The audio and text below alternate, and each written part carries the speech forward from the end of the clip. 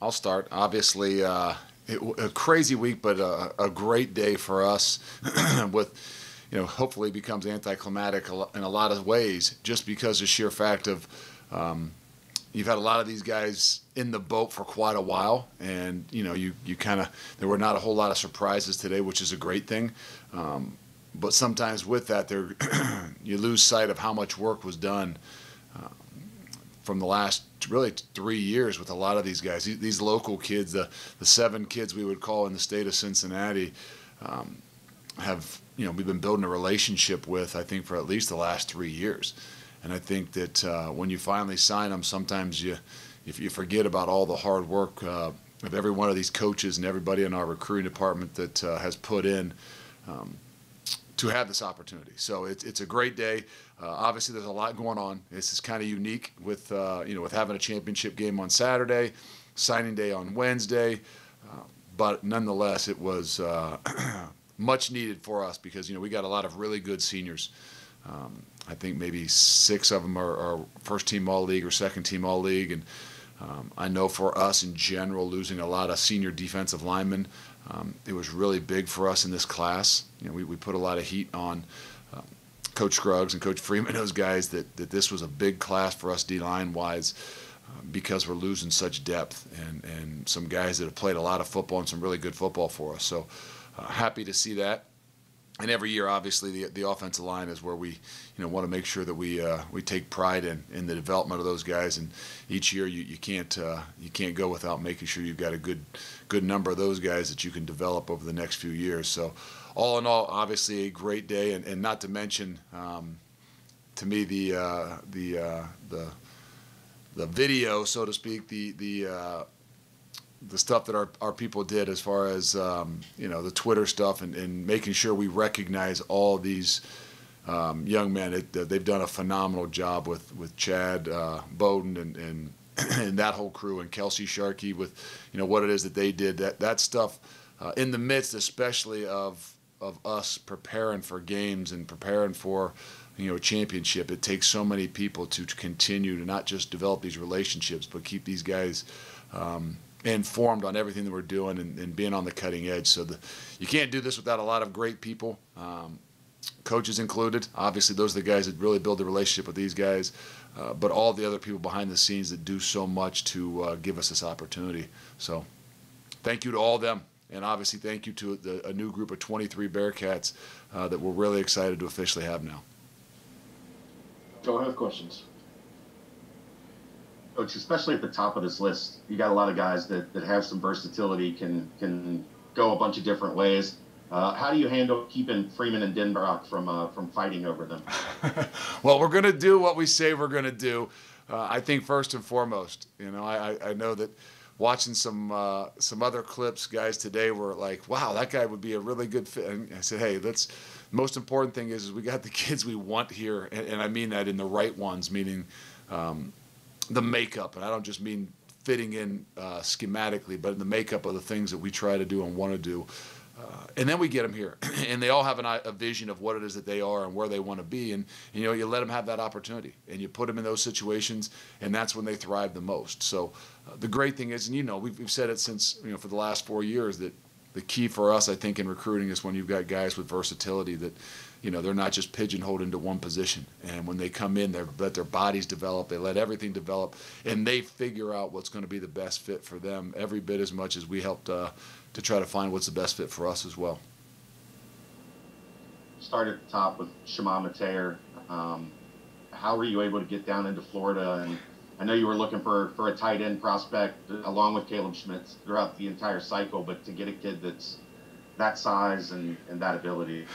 Yeah, I think that was one of those ones today that Coach Freeman was quite in Coach Scruggs and myself as well, watching some basketball highlights and some clips of what he can do and what he has done on the basketball court. You don't get as close up look because he's one of those guys that we've never really been able to sit down and really spend some time with him and his mother. It's been all Zoom. It's been all virtual, just because the sheer fact that we weren't down there in the spring. He wasn't able to come here in the summer, so we've started off with obviously our recruiting department with Chad and Pat and those guys developing and starting a relationship with Shaman and kind of locating him for us. And then obviously Coach Denbrock and everybody jumping aboard and just building a relationship.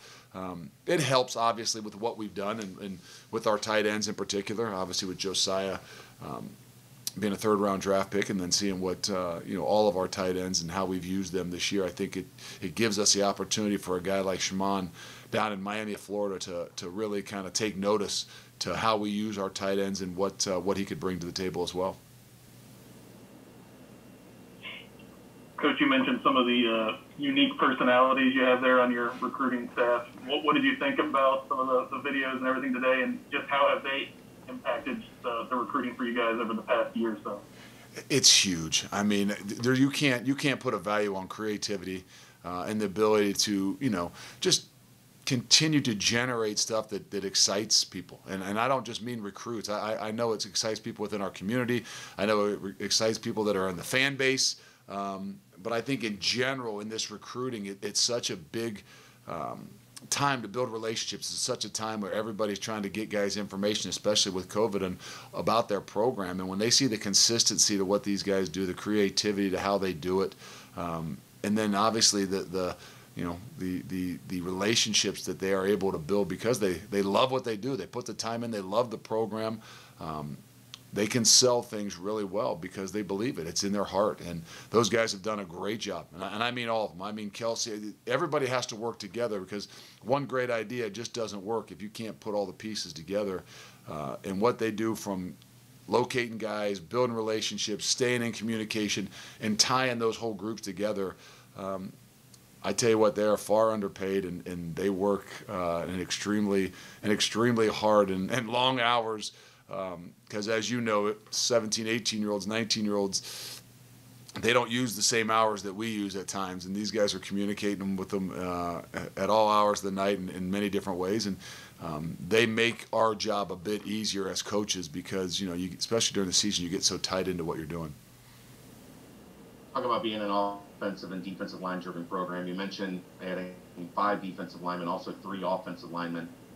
How satisfied are you with your ability to continue improving both the defensive and offensive line rooms? It's huge for us because, I think as we've gone through the season, I know we didn't have maybe all first-team guys, but if we go through what we've done this year and even last year, I would say our greatest asset has been our ability up front to not just dominate football games, but obviously kind of wear people out in how we've done things, and it starts up there. And each and every year, you can't slip on it. We've been fortunate enough when we got here to have some really good depth at the defensive line, and I think we've done a good job in the weight room and development and relationships with that. But to continue to kind of reload there is huge. And we've got a good mix of guys that I think maybe have an opportunity to come in and help us right away, to guys where I think maybe their best football is another year or two down the road. And, that's what excites us more than anything. Obviously, you couldn't take trips, couldn't have recruits come in. At the end of the day, did that end up making much of an impact, or were you able to work around it in your class? Well, I think it made us be really kind of creative and unique. I think it was really beneficial to us. As you see with the 7 kids that we would call the state of Cincinnati, the 7 kids that are from right around here, our ability to build relationships before COVID hit was really big. And I know we don't do and can't do the club scene anymore, but I think that having some of those guys over there at an early age, building that relationship, getting to know them, having them on campus, when the kind of the storm hit, I think that we kept kind of going back to them and say, look, when you get in the midst of a storm, you got to go with what you know, what you believe, and who you can trust.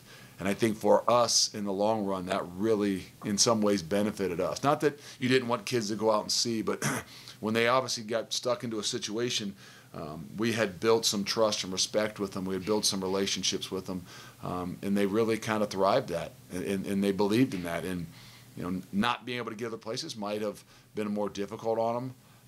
But then, then you look at how we built some relationships with some guys that are obviously outside of this 300-mile or 50-mile radius, and it took a lot of work, different work, meaning that, you don't get that opportunity to go out and see them and watch them run around and things like that. So you got to be creative and, ask them to send videos and ask them to do different things and talk to their high school coaches and ask them to film things just so you can get your best evaluation on them. Any good stories of your wife putting you through the ringer in order to get a commitment from her son? No, but I would say that sometimes when you recruit somebody you know pretty well, maybe too well, you say some things that you wouldn't say to the normal recruit. And I would probably say when someone I knew really well wanted to commit, I wouldn't take it. I said, "You aren't serious enough. That's not what we're looking for. That's not what we want." And said some things that maybe I would have liked to have said to somebody else at some point in time. But nonetheless, I got my point across, and it all works in the long run. But there's some unique situations there as well. Was that weird for you at all? I mean, it's obviously this whole season's been weird, but how unique was that? Having your son thinking about it and then obviously doing it ultimately. Yes, it was. It is definitely unique, and to be honest, had we not had the core nucleus of guys here in the program, I would probably have not sided with him, even like Coach Crook saying that this is what I want in our recruiting department, or this is who we want, because I think it can be difficult if you don't have a great relationship, even with the coaches that might be coaching somebody that's, your son or related to you in some ways, that they have to have enough trust and respect, on both sides to say, hey, I know that this isn't going to be an issue. So I'm very fortunate to have had Coach Crook. I'm very fortunate to have those guys that, I could step away and not ask them, don't be biased about anything. And had it not been like that, had we not, maybe been in year 4 and built the relationships that we built even within our program and coaches, I would have probably been really difficult for me to kind of be able to step back and be objective on it. Is it more difficult or less difficult to recruit somebody in your own house, to convince somebody in your own house to come play for you? You don't, I guess when they're within your own home, you're not convincing, because I'm probably a bit too honest. When it comes, like I said, you started saying things that you probably wouldn't say to a normal recruit. But it's just different. It just really is. It's in some ways for me, I had never envisioned wanting my son or anybody within my family to play for me. I just, I wanted them to have their own experiences, to be honest with you. And then what we have done here, and I don't just mean on the football field, but what our coaching staff and what this group of men have built here inside our locker room, to be honest with you, I started to realize I didn't want my son anyplace else. And it's not just it's surely not because of me. It's not just because we're winning, but because I want him to be around the young men we got inside that locker room, and just how they compete with each other, how they take care of each other, the relationships they build with each other. It's different and it's special. How special late was it additions? What's that? Go ahead. You're good. Go ahead, Caleb. Your follow-up. Yeah, I was just going to follow up and ask how special it was today, just seeing it come to fruition. You see him commit, you see all this, and you can't really talk about it a whole lot, but to see it actually come to fruition today and see him put ink on paper. Again, it is. It's exciting. I try to distance myself. Like someone kind of asked today, some of the defensive guys were making fun of me. They said, you guys didn't do anything different for like your little son's video. I said, it's very businesslike. We try to keep that other side out of it a bit. But I know this. It's really exciting in our home. It's really exciting, not just to have him here, but to have him close to home. And I'm so excited to throw him in the mix with a group of with an offensive line unit and a group of guys that are going to challenge him, just like us as coaches, but he's going to get what I believe I got coming out of college, a group of guys that you can count on for the rest of your life. Speaking of you in college. No, we're not going there. We're not, no stories on college. Whatever you've been trying to dig up, no. Did you have a relationship with Doug Donnelly before you got involved with Drew, or was that just random? Not much. I won't say that he's older than me, but he's a little bit older than me, just a little bit. So we didn't overlap in any playing days. But obviously, you know a bit of your history and you know the guys that have come before you. So I had met him. Obviously, the kid's the similar age. I think at some point in time we probably ran across each other, but didn't have really a relationship. I know, but when this whole thing started with them, I said, look, now, anytime we're getting involved, somebody that you got a different relationship, let's just make sure we know what it is that we're doing. And it was, kind of different because he was from a ways away, and we had never really had an opportunity to get him here and sit down with him. But it was a little easier to build those relationships when you have some type of connection. You talk Coach, about now that you've been breaking speed, the outside threat that he gives you.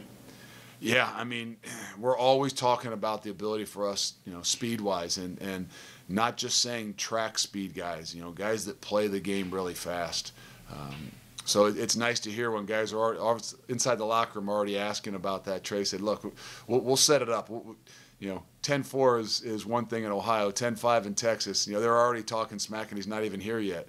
But I think what it does for us is just gives us another opportunity to expand on what we've done. We always want to continue like we do defensively, the same thing offensively.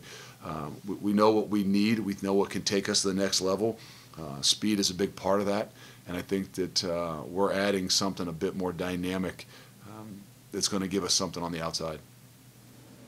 Coach, now that you've been doing this for a while at UC, if you can recall back to when you first started, is the recruiting landscape about what you thought it was when you came here in terms of teams you're competing against, places where you can go get a guy, the impact you can make at different parts of the country? Is it about the same as what you thought it was, or is it different? I don't know. I would say it's different because even in this time, I thought, going into this COVID kind of time, I'm like, man, we are really just going to have to focus in on Ohio. It's going to be hard. And to be honest with you, I didn't think that we could go down and get a Shimon Mateo. I didn't think we could, keep a guy like Miles Montgomery in Jacksonville, Florida, and do some of that. But that's where I give an incredible amount of credit to our coaching staff and our recruiting guys. That they found a way to continue to tie those guys together. Is that a different landscape? Obviously, this year's a different landscape in everything. But I think what's happened in the last 2 years is, we've kind of thrived in those opportunities to start to create more of a recruiting battle. I think when you walked in the door here, with your league, it's really, you don't have any recruiting, so to speak, battles as much. You think back to the days when you were in with Pitt and West Virginia and the Big East, and you proximity-wise, you create some more rivalries even when you're in the recruiting battles. And what I'm happy about is in the last probably couple of years, we've created some different rivalries in recruiting, not guys that we play every year. And what we have been able to do, I'm not going to say I didn't think we could do it, but I'm impressed with how our guys have been able to win a lot of those battles. Some of those local guys who were able to come in and visit, before everything hit. Obviously, you have no control over what they do, but what impact do you think they had, whether directly or indirectly, on some of those farther flung guys who weren't able to come and see things? Huge. I mean, these guys today, whether it's a guy that's locally or a guy that's in Australia, they've built relationships, and I give credit to obviously to the coaches. I give credit to Chad and Pat and Kelson, everybody in our recruiting departments. You got to give a lot of credit to these guys, the Dante Corleones and the Leroy Bowers and the Issa Jarmans, that were guys that jumped in early and did an unbelievable job at recruiting these guys as well. The relationships that these guys build via Facebook and Twitter and Snapchats and things like that, I mean, it's powerful. It's powerful. And, when they really believe in what they're doing, that's why, when we came here, we said that it was really important for us to land and really create an atmosphere so that we could, that state of Cincinnati, not just because there's great football here, but because there's something a little bit different when they become involved in it. Even the guys that are already here that are from, the state of Cincinnati, they still get into the recruiting more than others. And so I think there's even a bit more pride when it's your hometown. And I think that you see it, when you see how hard these guys work at building relationships with some of these guys outside of here. when you look at losing potentially Kobe Bryant and Derek Forrest and James Wiggins, how important was it to go restock or just continue to add to that defensive back room, and especially guys like, EC that you talked about, Brian Threats, Armorion Smith, guys like that? Yes. And all those guys with some versatility. I think that's the unique thing. Yes, Brian Threats is listed as a safety. I know that Coach Denbrock and them are already talking about him with the ball in his hands, and he's a guy that, I'm not saying he's a linebacker, but in that some of that, here's guys that got some versatility to do some different things. Or Marion Smith is the same way. Issa Jarman, is he a corner? Is he a safety? So what Coach Freeman, those guys have done defensively, and the ability to kind of move guys around and create some different things in different spots based on what guys do. The way we play, even our field end with Majay Sanders is uniquely different, and it's kind of developed because of who Majay is. So when you get some of these guys like Brian, like Omarion, and Issa, there's some things as they develop that just naturally will change within the defense. But when you've got guys like that you really believe are playmakers and football players, you're just excited to get them into part of it. Luke, there's no question kids like that stuff you were talking about with the videos and all that stuff. But does anything trump winning and back-to-back 11-win seasons? Is that what really greases the skids, you think, to take this thing, like you said, down into Florida and nationally? It does. You can build all the hype you want. You can create all the smoke that you want. When you pop the TV on and you see what has happened in the last few years, the production on the field is still the number one greatest thing. We joke about it at times. Every Monday night we do calls from 8 to 9 o'clock, and sometimes you're getting into that. That's game planning time, and the recruiting department comes up and starts rolling in and screaming about recruiting and get them on the phone. And, sometimes I get mad. I'm like, no, you know what the best recruiting is? Us to win. We need another 20 minutes. Obviously there's a balance there. But I've told even I told him, I said, the greatest thing you could do is go to a program that's got positive momentum and a lot of positive vibes. And you can do a lot of different things to create positive momentum and things like that, but there's no way you can create it better than winning on the football field. In this year of COVID, go ahead, George. I'll piggyback off the winning thing. You talk about building positive momentum. You use it as an example, even though you don't want to talk about it. So I'll just flat out ask you, because it's the biggest talker in college football, past 24 hours. Do you know where you're ranked right now? No, I came home last night and my boys they were watching the ESPN or something, and they were talking about it, and Kirk Herbstreit was on there, and I just said, turn it off. And they said, I can't believe it. I said, I don't care. Turn it off. I don't want to talk about it. So I've heard, I think I saw it on the billboard coming out of practice on outside Fifth Third. But it is what it is. I think, like I said, you got to play your best ball at the end of the year, and we got an opportunity to be on display Saturday. If I can follow up to that, then when you see, I don't know if you see it, but I'll fill you in. There are national reporters, all over the place saying how the committee didn't value you guys right. There's two lost teams ahead of you. There's a team that lost to a Sun Belt team by 17. Even though you don't care about the rankings or say you don't, does it add any huh? What'd you say? You say I'm lying? I know, you're not lying. No, go ahead. Yeah. Does it add anything to have that national buzz? I know you're not going to admit to us that you get mad about the ranking slipping to 9, but does it help to get that national recognition where people are mad that Florida's above Cincinnati or Iowa State's above Cincinnati? That's twice that you referred to me as not kind of being somewhat truthful. So it is what it is. I understand. No, I really believe that sometimes I think things are done just to create some more energy and momentum. I know for us, either way, we use it in a very good way. Even when there's somewhat negative talk, meaning that you drop to 9 or whatever it is, you know what? When they're talking about us, that means we're at least in everybody's thoughts. And our job is to keep them talking about us and make it as controversial as possible. If we can do what we're supposed to do and what we want to do on Saturday, then we can at least make it a bit more controversial and interesting. So whatever's going to happen, I'm just hoping maybe they're setting us up for a splash of some sorts if we can take care of business. You said in your first signing day press Conference that if they keep score, we want to win. Yeah. Are you aware that you were once again the #1 recruiting class in the American Athletic Conference this year? I don't know, but I knew about 6, 7, 8 weeks ago we weren't, and I kind of went down to the recruiting office, and I like to call poke the bear a little bit, and was kind of Called right after that. Well, yeah, did you? I you know what I'm talking about then. To just make sure that, yes, they're going to keep score. Definitely want to win, but I'm not positive. I know that they got something on this sheet here, but I like to kind of wait to the end of the night to see how it all wraps up. But so you don't care about national rankings, but you do care about recruit rankings. If in a way to motivate, yes. And I think that's the same way as you use it for what it is that you need it for. And, it's the game and the rankings as a football team are played on the field. So I don't worry about it as much because I think that's what's going to show. There is no other way other than what 247 or Rivals or somebody else believes or says about a kid. So it's used as a motivation, just like if, I don't care, but if we dropped, I can use that, and I will use that with our team and our guys as motivation.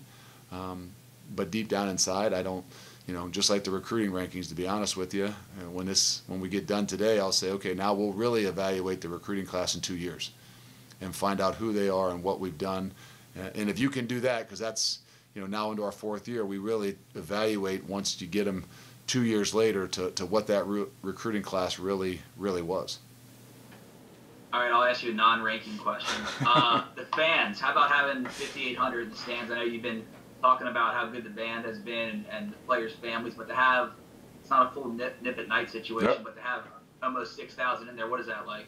58-31, I think, to be exact. But no, it is really, when it came out the other way the other day, a couple of the guys on the team said something to me. So I know, they know what's going on. And then obviously we got the call yesterday, I think it was, about what was 58-31 or whatever, almost 6,000. It's really big. It really is. I mean, to me, as much as you talked rankings, for our kids to at least create and have a little bit of an atmosphere for all that they've sacrificed and done this year, I'm really excited for them. And I know they are as well. And that's, yes, I pay more attention to that.